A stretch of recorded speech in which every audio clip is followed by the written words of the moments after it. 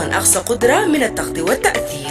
التواجد الإقليمي بتمتد بصمة آي راديو إلى ولاية غرب وشمال بحر الغزال، غرب والاستوائية الوسطى، جونغلي، أعالي النيل ووراب. من خلال التعاون مع آي راديو يمكنك التواصل مع المجتمعات المتنوعة والجماهير المستهدفة في المناطق ديل.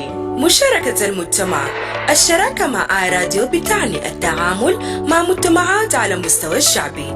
رسالتك حتوصل للمستمعين في مواقع مختلف، مما يعزز التفاعلات الهاتفة ويزيد الوعي بعلامة تجارية. التغطية الشاملة مع محطات في مواقع استراتيجية زي الرنج، ملكال وباليد. بتوفر آي راديو تغطية شاملة بتصل إلى كل من المراكز الحضرية والمناطق الريفية. بتضمن شراكتك مع آي راديو الرؤية عبر منطقة جغرافية واسعة. ما تفوت فرصة توسيع نطاق رسالتك باستخدام آي راديو. شارك أو أعلن معنا الليلة وخلي صوتك مسموع في جميع أنحاء جنوب السودان. This is iRadio. When contributing to a topic on the radio, please avoid statements that may incite or promote hate. We encourage constructive points of views and criticisms that aim at providing solutions to problems facing the country. We do not want rumor-mongering or information that is regarded as hearsays. We advocate for messages of peace and unity among the people of South Sudan. This is iRadio, your eye on South Sudan. iRadio, for reliable and objective news from across South Sudan and beyond.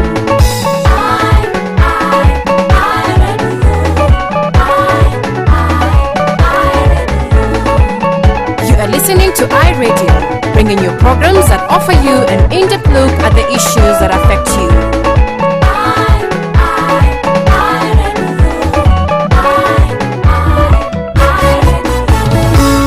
iRadio, your eye on South Sudan.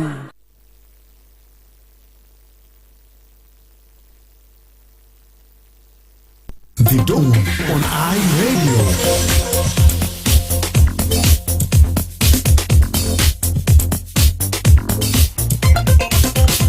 Well, a very good morning to you and welcome to the second half of the Dawn program here on iRadio, a live broadcast from the capital, Juba. My name is Emmanuel J, Akile, and today is Monday, the 17th of November, 2025, coming to 14 minutes now after the hour of 7.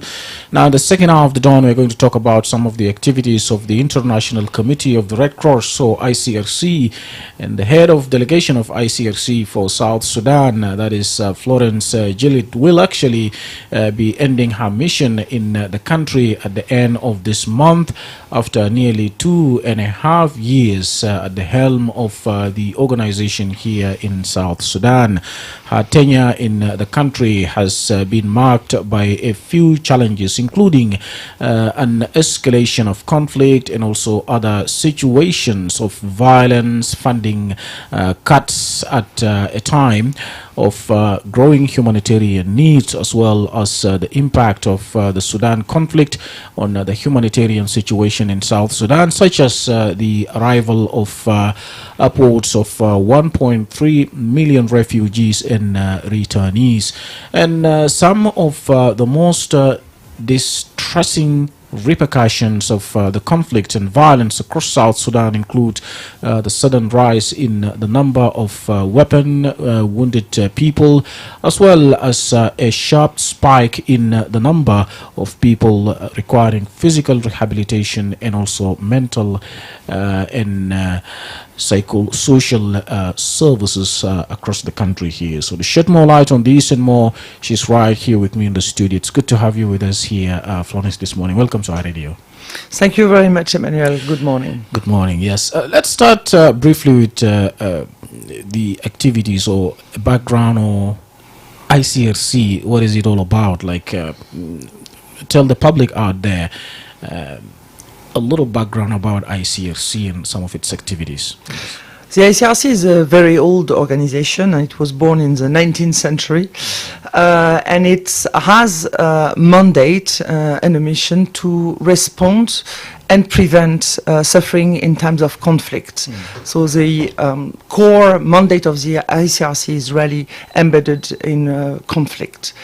It started to work in the late 70s in Sudan, but mainly initially for the consequences of the war in Ethiopia, between Ethiopia and Eritrea.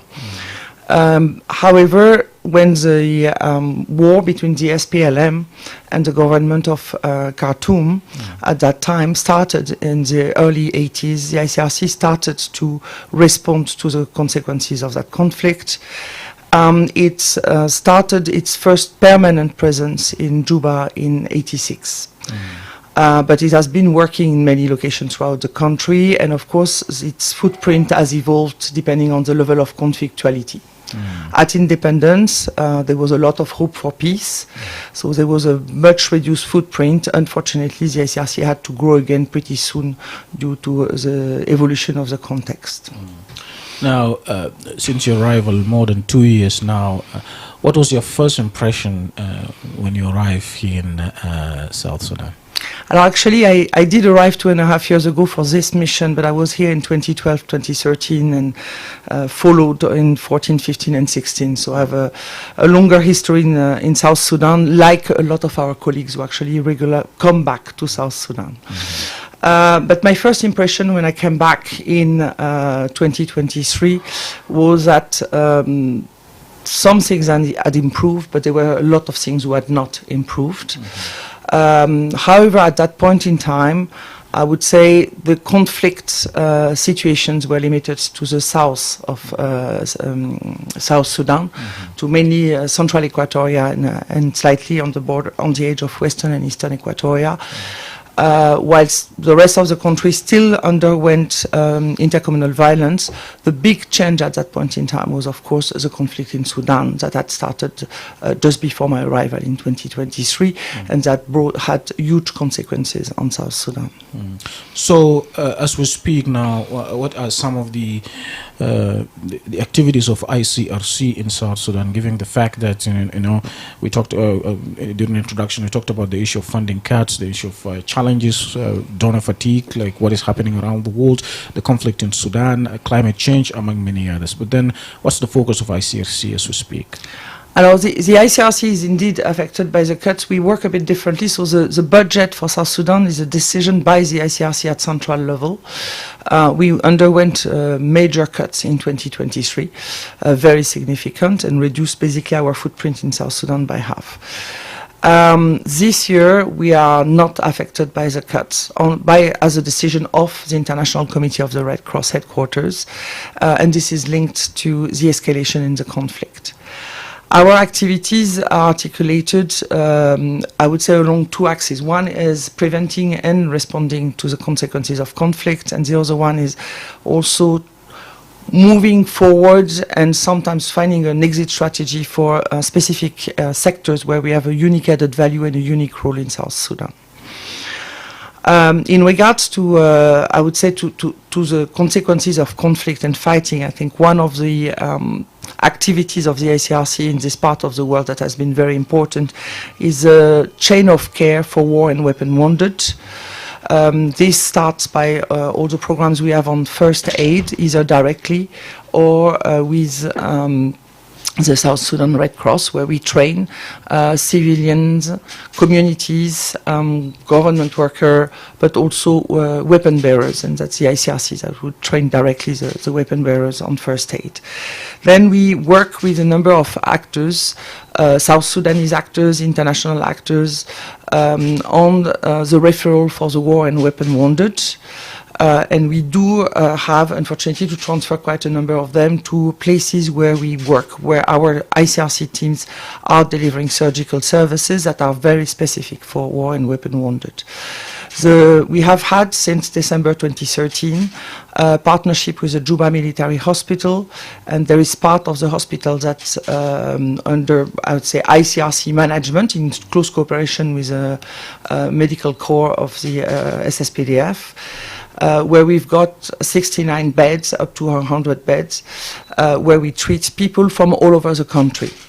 that are referred by other organizations, by the MOH, by the SSPDF, or by ourselves. We also have had, since the beginning of the year, to deploy our additional surgical team to the field. Late last year, we deployed a team to Rank to respond to war wounded from Sudan who arrived in Rank. When the conflict escalated in March, we deployed temporarily, but for more than 6 months actually, a team and sometimes 2 teams, surgical teams, to Akobo County Hospital to be able to reach out to the wounded who would be fearing for their security in Juba, and we treated them there. And on Saturday we had to deploy a lighter team, but in emergency, to work alongside the MOH, MSF, and the medical corps of the SSPDF in Malakal following the clashes in Adong last week, and the arrival of dozens of wounded, including young children and women, to Malakal. So that would be very important. This year so far we have seen more than 800 war and weapon wounded, conducted more than 3,500 surgeries. You have to understand that the wounded we treat directly are very severely injured. We don't treat the easier cases that can be treated by other people. And that program includes also, of course, mental health for the war and weapon wounded who are suffering from specific trauma with the wound. Following their treatments, a lot of them, or some of them, can be referred to the physical rehabilitation services that are provided by the Ministry of Gender, Child and Social Welfare with a strong support of the ICRC. We have a long-term partnership through a main center in Juba, but also a center in Rumbek and one in Wau. This year, this is more than 3,500 people also who benefited from support in terms of physical rehabilitation, mobility aid, and a lot of other services looking at social inclusion through sports education or livelihood, for instance, for the people with disabilities who have often faced a shock when they got their disabilities, and they need to move forward in the future and be self-reliant. Right. Bring us about 23 minutes after the hour of 7. Let's go for this short commercial break and we'll be right back. Don't touch your dial. Good morning. In 2025, South Sudan is writing a new chapter in its economic story. Monthly revenue collections by the South Sudan Revenue Authority have reached an impressive 130 billion South Sudanese pounds. This success is powered by digitization, a nationwide e-government program launched in 2021 that modernized public services, strengthened data systems, and made revenue collection faster, safer, and more transparent. Today, corruption leakages are shrinking, efficiency is rising, and every digital transaction moves our nation closer to stability and shared prosperity.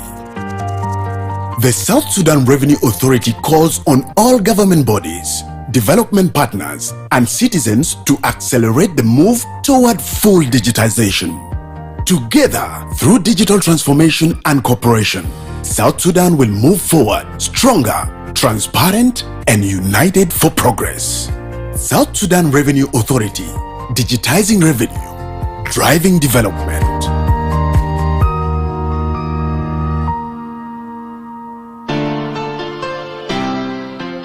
iRadio, for reliable and objective news from across South Sudan and beyond. Tune in to iRadio, your eye on South Sudan. iRadio, for news you can rely on from across South Sudan and beyond. This is iRadio, your eye on South Sudan. Right, welcome back from the break. You're still listening to the Dawn program here on iRadio. It is a live broadcast from the capital, Juba, and I'm still joined live in the studio by the outgoing ICRC head of delegation here in the country, Florence Gillett. Now, Florence, let's talk about some of the activities of ICRC when it comes to civilians and also the issue of displacement. Alors, we talked about the escalation in the conflict this year. So far, the ICRC has counted close to 450,000 people displaced by the escalation of the hostilities.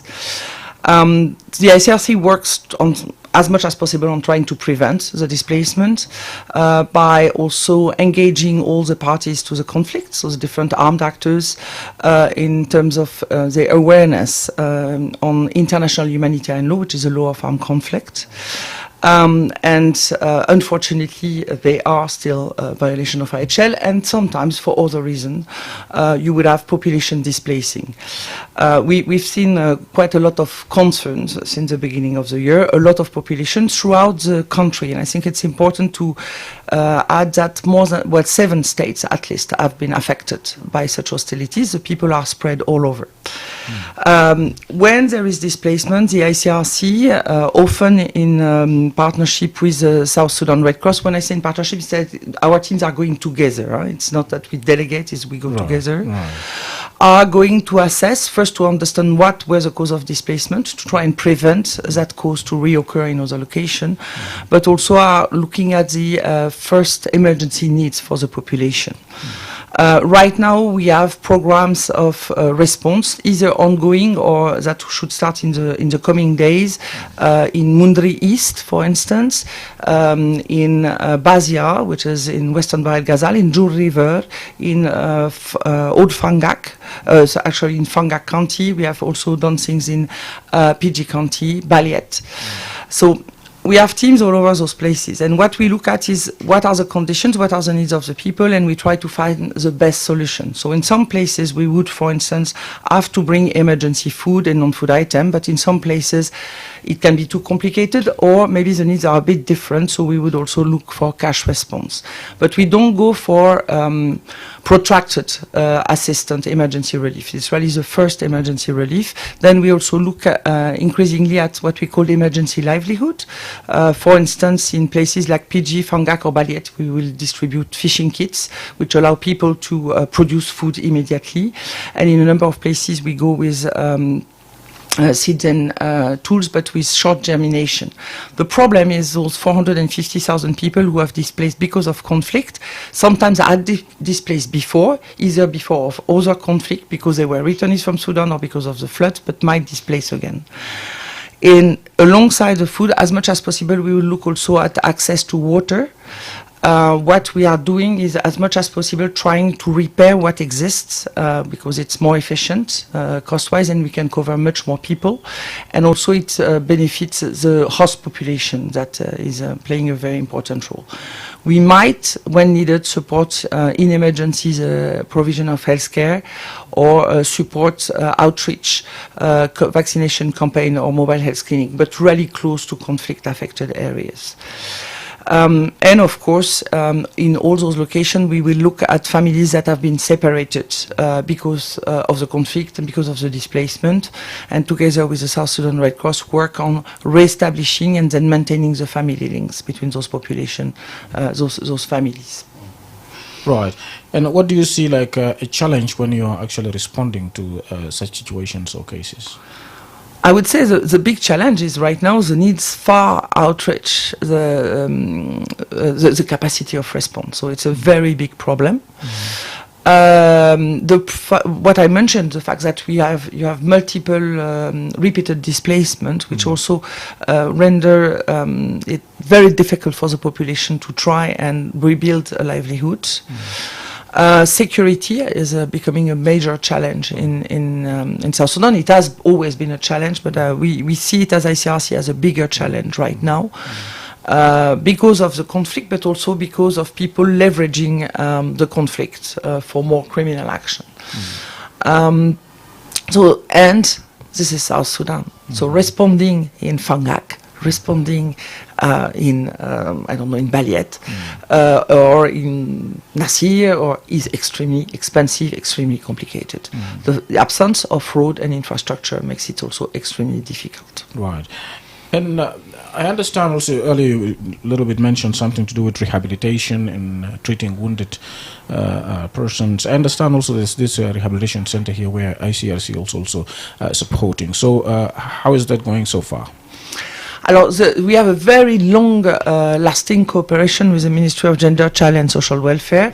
Actually, this came from the programs that existed in Lokichokyo during the struggle, so it's a very old program. So some of the people with whom we are working here actually were working in Lokichokyo.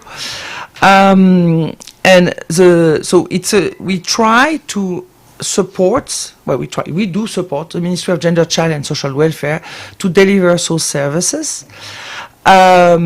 We unfortunately have to contribute largely on the financial aspects and not only on the technical. Of course, we provide technical support, and of course, this is something really important, that increasingly basic services should be covered by the government of South Sudan, which is not yet the case, and it's a struggle. Those services, they are free for all. And I think it's really important to insist on that. We have worked with a number of actors at community level, community influencers, also the South Sudan Red Cross, but also NGOs, CBOs throughout the country, sometimes also through radio broadcast to inform about those services. We also have outreach clinics that are going, joint outreach clinic between the ministry and us, where we go try to see who are in need and then refer them to the center that is the nearest to them. As I said, there are only 3 centers like that in South Sudan, so it's not many.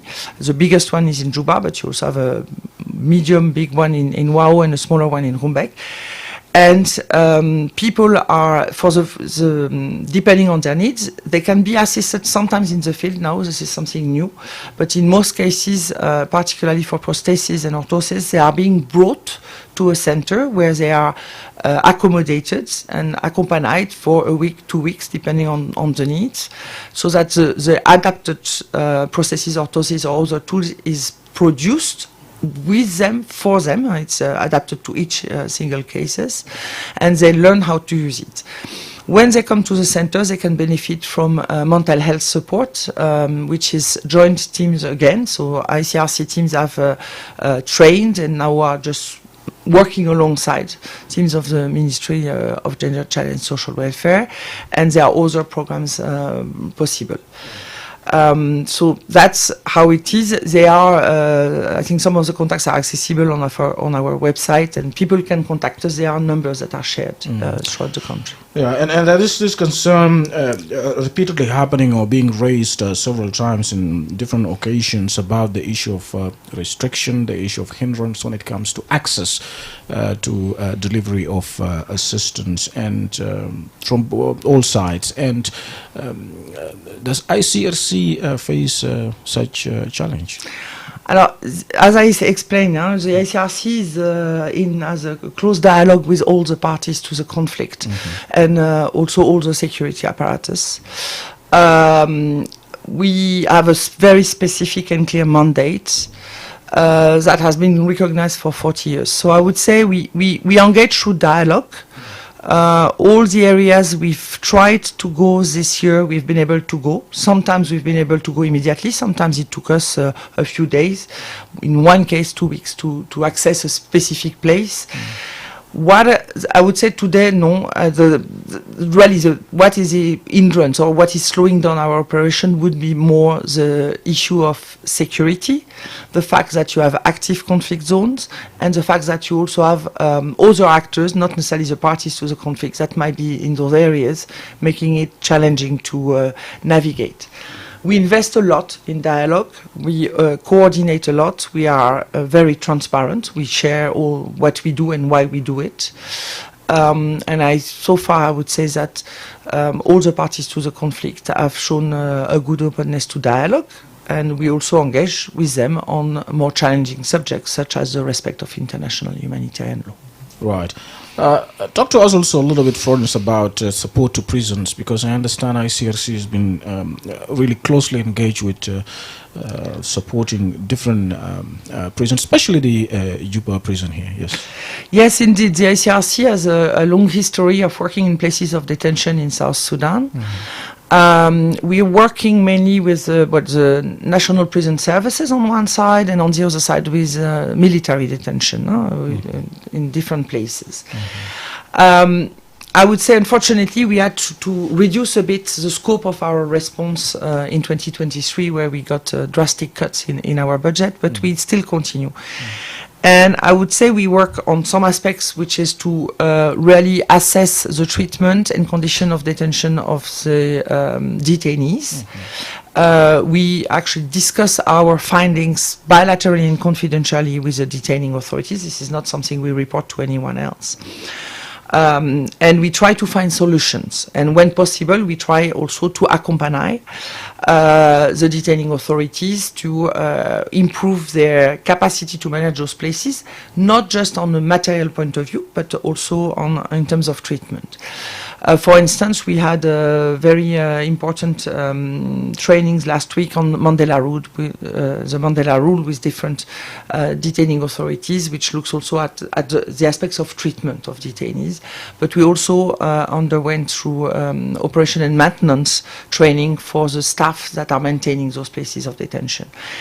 Our direct assistance is limited, but we did respond and supported the response, for instance, to the cholera outbreak, particularly in Juba. We supported the detaining authorities, both at Juba National Prison, but also at Gada Military Police and Military Intelligence places of detention, to prevent the cholera to enter those places of detention, because once the cholera has entered a place of detention is a major problem.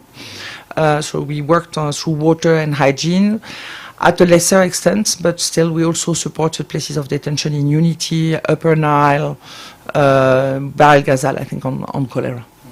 Do you at some point train diplomats, for instance, about humanitarian law, or let's say rules of war or something of that kind? Yes, and we might have done that well in the past, but actually since this year we started a new program.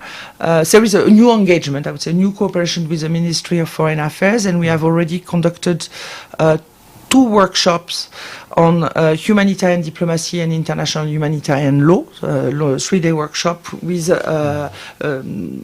dozens of diplomats from the Ministry of Foreign Affairs.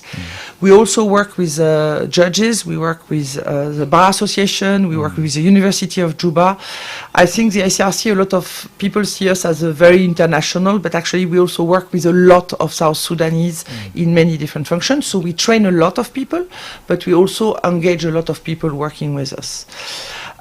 What is also not well known but less seen, we also participate and offer traineeship for all the physiotherapists of St. Mary's College, and that has been for a long time. We work with the College of Medicines for the anesthetist technicians. And as much as possible, we work also in the communities with community people. I'll give you a good example. We have a discrete, but actually a nationwide program on addressing sexual violence. And we work a lot on preventing stigma. Of course, on preventing sexual violence, which is an aspect, but also on preventing stigma for the survivors. And for that, we work with what we call community influencers. So that those are people at community level who can have an influence to ensure that survivors are not suffering from stigma. This includes local health workers, but also local police, local authorities, traditional birth attendants, religious leaders. So we really also work, with the South Sudanese, for the South Sudanese to do that prevention of stigma. And we have to keep in mind that the ICRC is called international, but 86% of our staff are South Sudanese, and those are the people who have been there, who have been here for decades sometimes, and they know their country much better than we do. We are, me as a head of delegation, I'm just there to accompany them over a short period. What matters is that our impact is sustainable as much as possible, and this goes through a lot of work with hundreds, if not thousands, of South Sudanese. Right, and Do you have anything to do with the missing persons like that you engage in? Indeed, that's part of the consequences of conflict. Not only conflict can result in missing persons, and there is also political violence, there is also natural disasters, there are many things. But linked to conflict, actually the ICRC developed that capacity or that expertise linked to conflict. In South Sudan, so far, we have, as ICRC, 6,000 cases that are open. Every year we close some, we open some. But so there is a whole part on trying to find the missing, supporting the families in finding the missing. But we will also have to be clear when we talk about missing, you never know what will be the outcome of the search. So a large part of the program is also about accompanying families of missing. Last week, I was in Yei with a group of families of missing, for instance. Some of them had people missing for only 1 or 2 years, some of them since 2013, some of them since 2005. And for those families of missing, we work on accompaniment programs. So in Yei, for instance, we really have workshops over several days to help them deal with a sense of ambiguous loss and trying to build their life ahead. We also have sometimes some program of assistance, and also we work. We have supported the Ministry of Humanitarian Affairs, and various ministries to come up with a missing persons bill. There is a bill that should hopefully be tabled very soon for the government and the TNLA. It's now in the last stage. And we, since last year, have seen a family association for the missing persons that has been finally set up in South Sudan. Yes, that brings us to about 18 minutes to the top of the hour. It's now time to bring you in. If you have any question to our guest in the studio, the outgoing head of ICRC delegation to South Sudan, it's time. You can dial 0911 or 22-986-986, or preferably send a text to 13-986-986. ضيف بتاعنا في الاستوديو هي فلورنس، وهي طبعا المسؤولة بتاع اللجنة الدولية للصليب الأحمر في جنوب السودان. عندك أي سؤال؟ ده الوقت اللي ممكن تطرحه بعد الفاصل. اي راديو لأخبار الموزون اللي تكون بيتمت فوقه من كل جنوب السودان ومن برا جنوب السودان. اسمع تكون لأي راديو أنا تكون في جنوب السودان.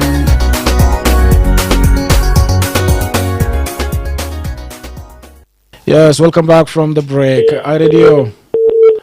Yes, revert back to us on the same line, 11 or 22-986-986. Do have your say, comment, or questions to our guest in the studio. ده المسؤولة الفترة بتاعه حينتهي في الشهر ده بتاع اللجنة الدولية للصليب الأحمر في جنوب السودان. اتصل علينا وقدم تعليق بتاعك. عندنا برضو عدد من التعليقات لسه اللي برضو عندنا هنا في الفيسبوك page. We also have a number of comments here on our Facebook page. For instance, we have Wol Mading is watching us live from Ju River County, that is in western Bahr al-Ghazal estate.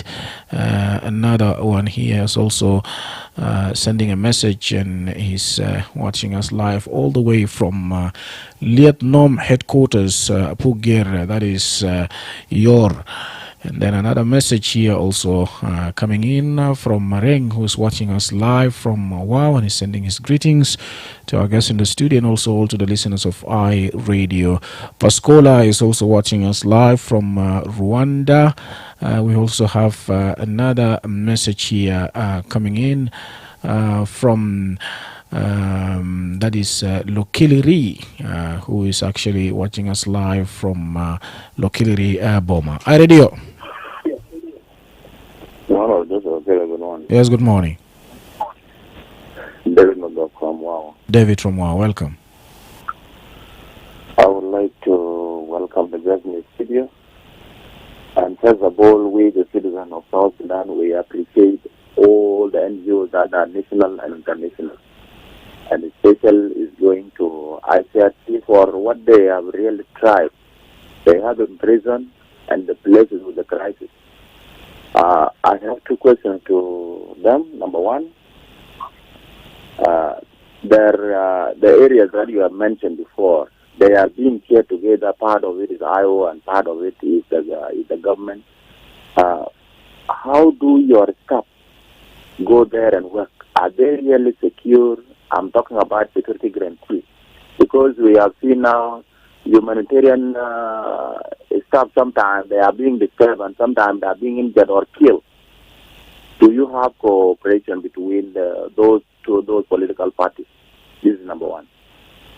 Number two, concerning the knowledge about the ICRC is doing now, why is this issue transferred to people of South Sudan so that they can even learn of how to help, how to work, so that one day, one time, they can make this humanitarian assistance to different countries? Thank you. All right, thank you. Let's pick another call. اتصل علينا لسه وقدم سؤال بتاعك قبل ما نرجع لضيفنا في الاستوديو. هلو راديو. alright فقدناك في الخط. نرجع تاني واتصل علينا. هلو راديو. هلو راديو. Good morning, Manuel. Yes, good morning. It's Diang Inwa. Diang Inwa, welcome. Yeah, thank you. Greeting to the guests.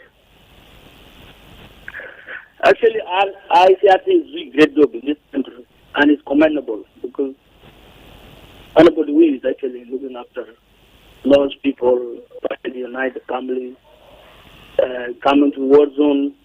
It's not an easy job, by the way. You know, collecting the bodies, dead bodies. This is a real humanitarian ground. Is a humanitarian work. Actually, it is a real charity organization that is actually delivering.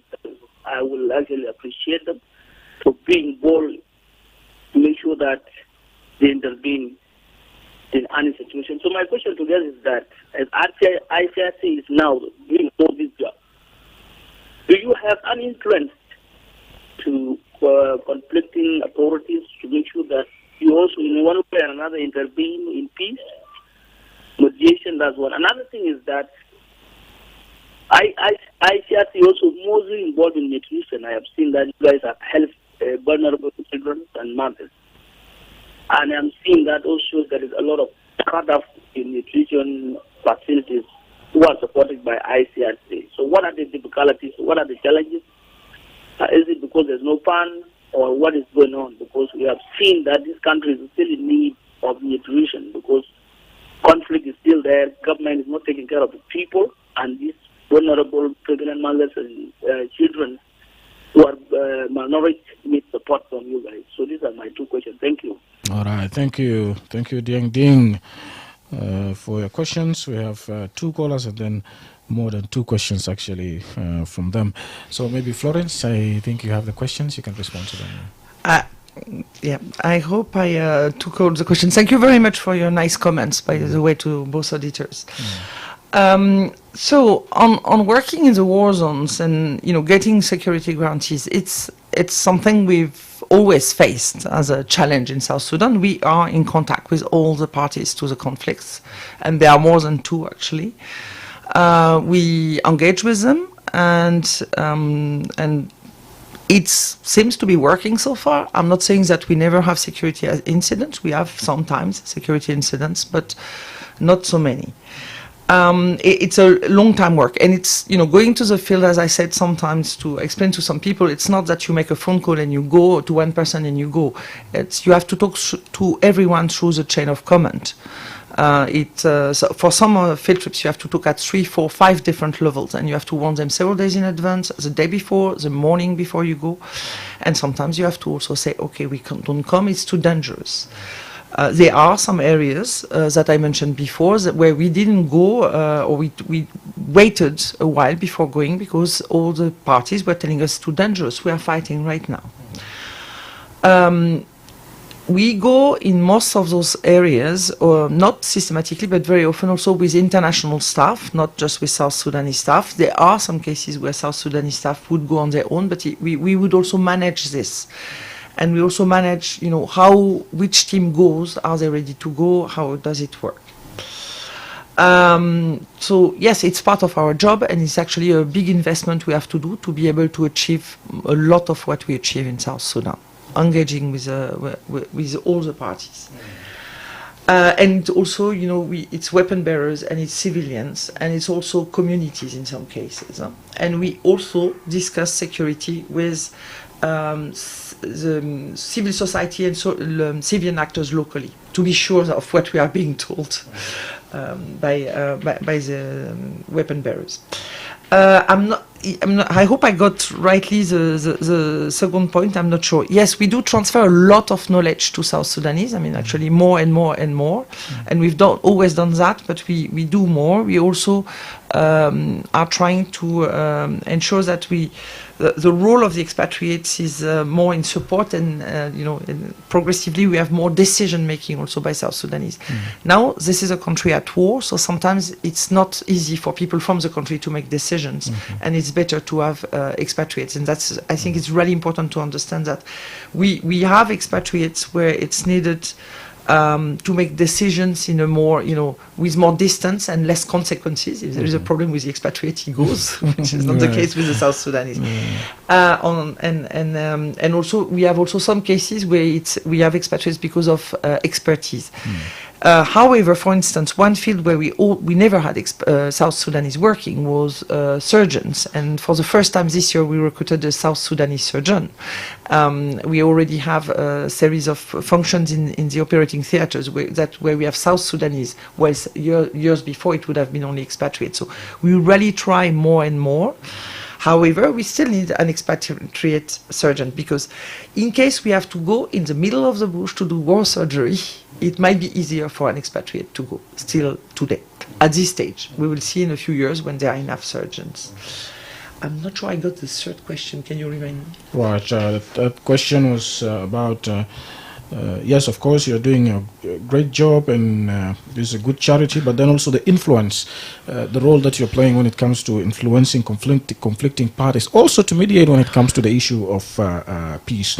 And you also talked about the issue of nutrition and the issue of challenges, lack of funds as well. Alors, our role is really to prevent and alleviate the suffering at times of conflict. But this might also bring us to support the dialogue between the parties. I mean, the best solutions to alleviate and the suffering at times of conflict is actually to stop the conflict. We agree.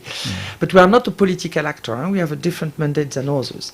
However, what we do regularly is, for instance, we can offer our services as neutral intermediary between the parties, so that they are like confidence building measures in the dialogue they have in a peace process, and they ask the ICRC to do it. We have that, for instance, when a party wants to release detainees as part of the dialogue they have with the other parties, they release detainees to ease the dialogue.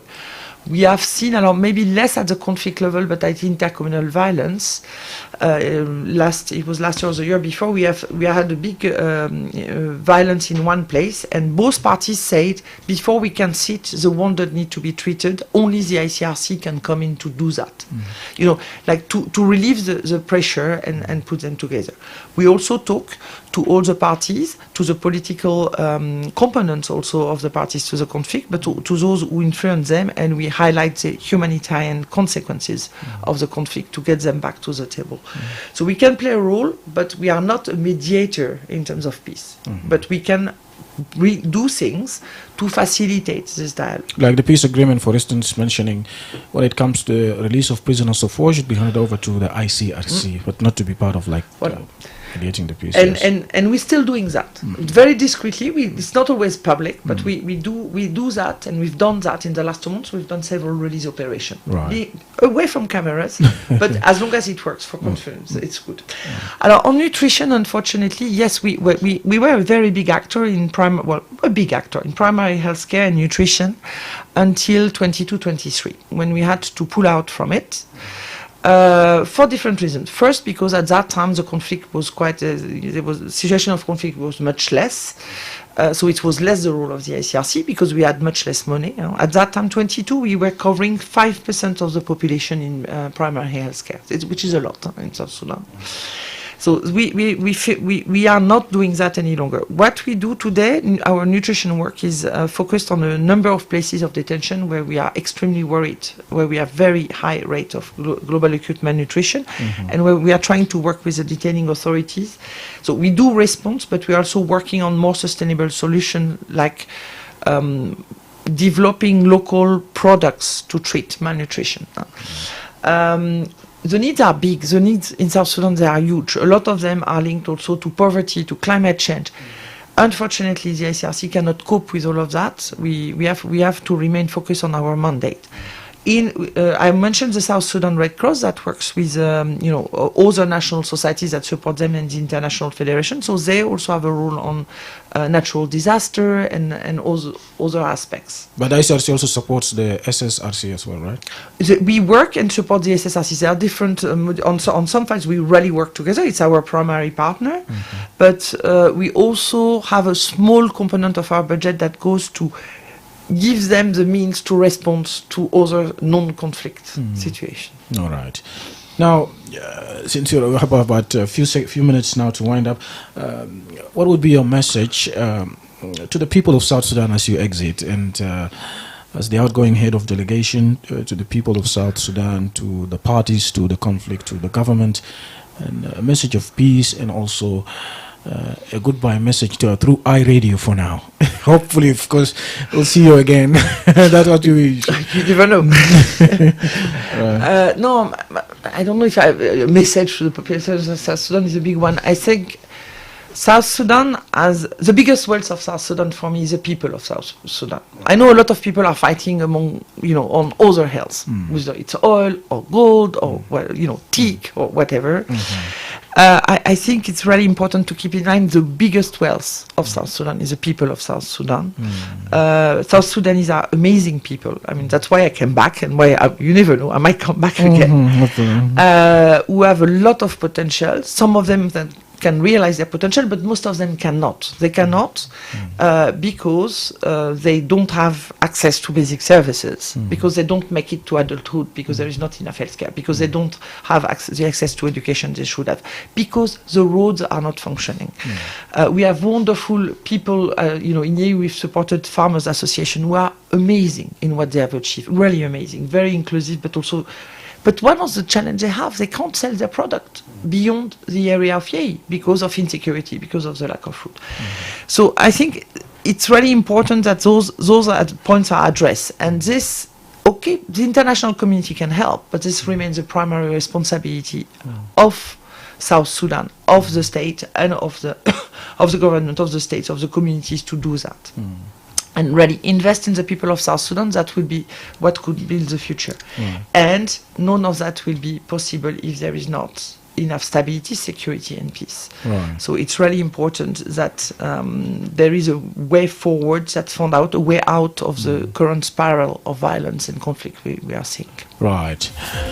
Thank you very much, Florence Gillett, the ICRC head of delegation for South Sudan. Thank you very much for joining us on the Dawn today. Thank you. Wish you all the best.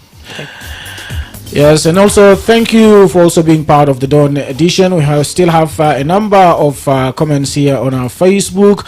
Olbey is watching us live from Addis Ababa in Ethiopia. We have Bullis is also watching us live from Kigali, Rwanda, and he's sending his greetings. We have Quer is saying hello and watching us live from Germany. We also have Niall who's watching us live from Fangak. Thank you all for being part of the Dawn edition for today. We've come to the end of it. Don't forget to join us again tomorrow at the same time to get the latest on what's happening in South Sudan and also beyond the borders. Up next, news in Arabic. On behalf of the Dawn team, William Katrawa, Awan Moses, and producer Diko Di Andrew, this has been Emmanuel Joseph Akile. Do have a great day. Stay safe, stay blessed. We meet again tomorrow.